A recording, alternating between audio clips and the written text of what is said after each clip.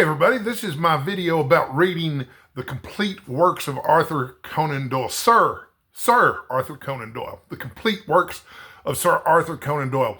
Most people are familiar with Sir Arthur Conan Doyle as the creator and writer of Sherlock Holmes. And that's great. Sherlock Holmes is a great character. There's 4 novels and 56 short stories that Conan Doyle wrote in the Sherlock Holmes canon.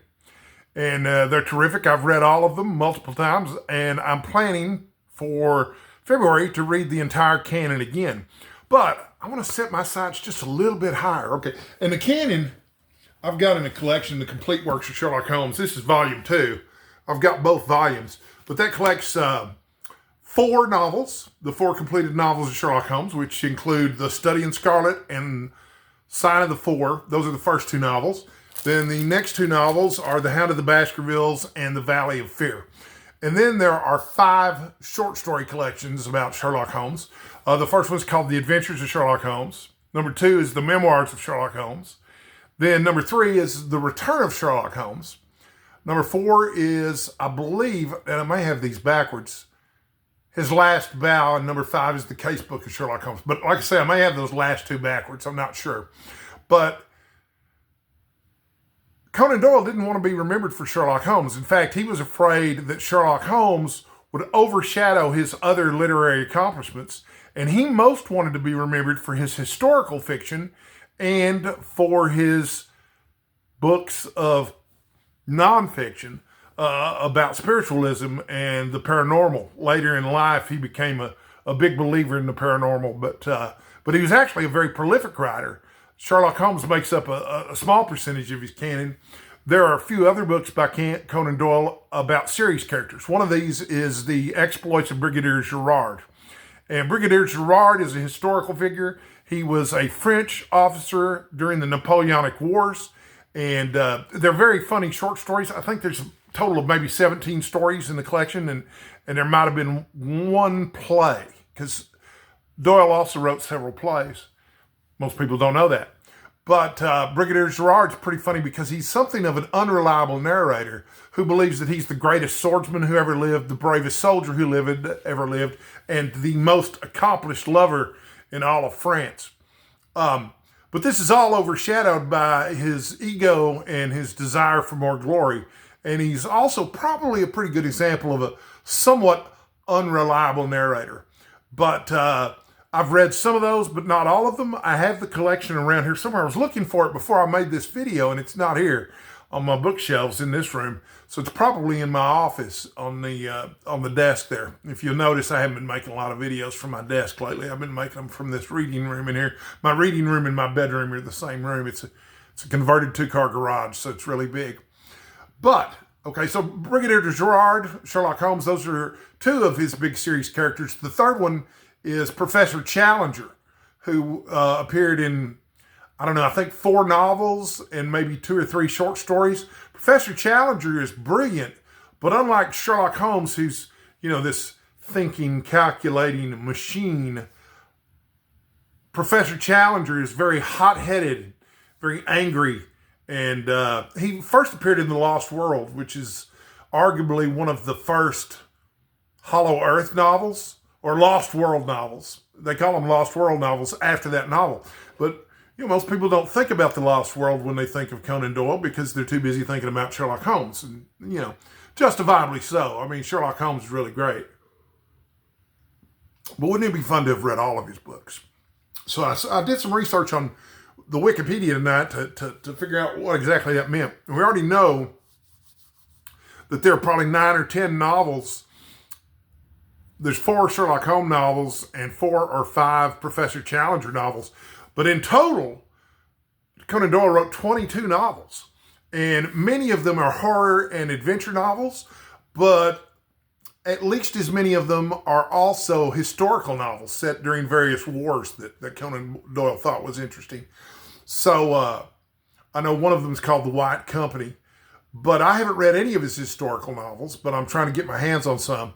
You can get almost everything that Conan Doyle ever wrote on Project Gutenberg in ebook format. I just prefer to read in dead tree format still. I like holding a real book in my hands. I did a lot of reading last year on my Kindle because I spent a lot of time in the hospital, and it was just easier to carry the Kindle with, 500 books on it than it was to try to carry 10 books down there with me at a time. It looks like this year I'm not going to be spending as much time in the hospital. Knock on wood. We will see. But so there's quite a few novels left to explore in the oeuvre of Arthur Conan Doyle writings. But he also wrote 10 nonfiction books. And these nonfiction books are mostly history type things. And those look fascinating too.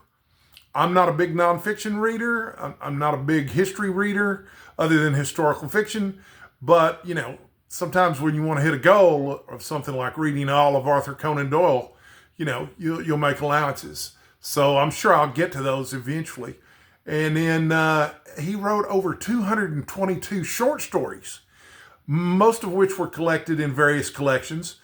We know that at least 5 of those collections are collections of Sherlock Holmes stories, and those average about 12 stories per book. It's kind of an interesting history, too, behind the Sherlock Holmes stuff, because he wrote 2 Sherlock Holmes novels.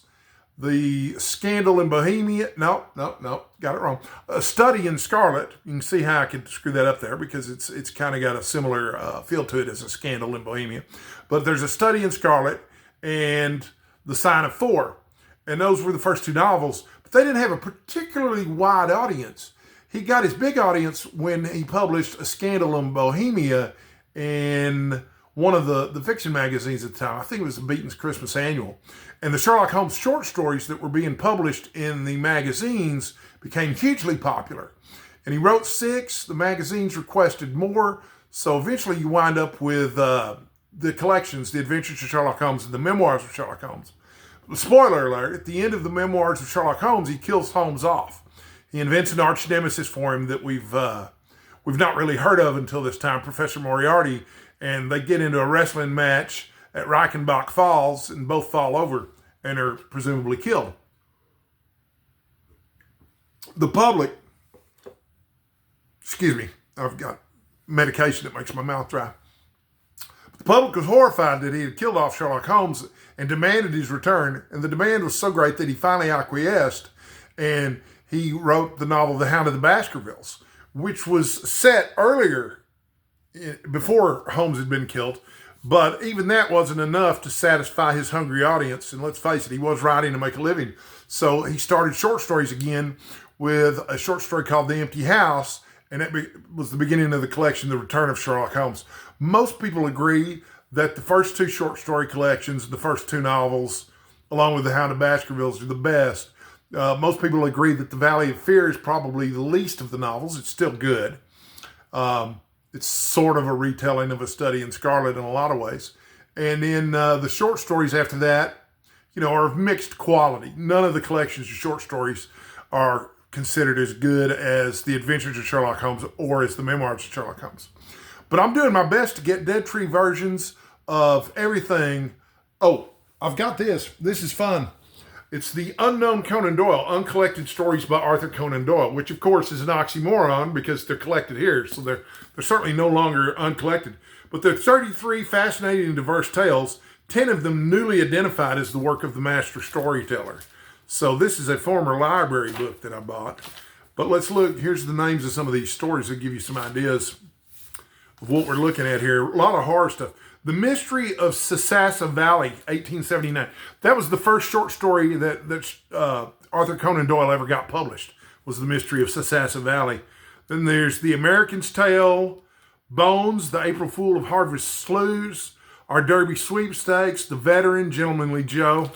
I've got a couple other Conan Doyle's early, like published in 1930, 1920 editions of some of his collected short stories. One I have is a collection of short stories that only involve camping and boxing. So there's some pretty diverse stuff that they organize according to certain themes. From what I can tell of this Uncollected Stories, which I haven't finished yet, a lot of them are horror stories, in the Victorian ghost story tradition. You never hear him mentioned along with the masters of the weird tale like H.P. Lovecraft or Clark Ashton Smith, but I suspect that he might deserve to be mentioned among the same ranks. But as a side project for Holmes is Where the Heart Is in February, which is the Sherlock Holmes reading event, I'm going to be reading the entire canon of Sherlock Holmes, but I'm also going to try to read everything I can get my hands on that Arthur Conan Doyle wrote besides Sherlock Holmes, in addition to some of the pastiches, which I'm not going to talk about in this video because I have a whole other video that I'm going to devote to Sherlock Holmes pastiches and pastiches in general. But until my next video, thank you for watching, and please stay hydrated. It's so important, and stay sexy. That's important too.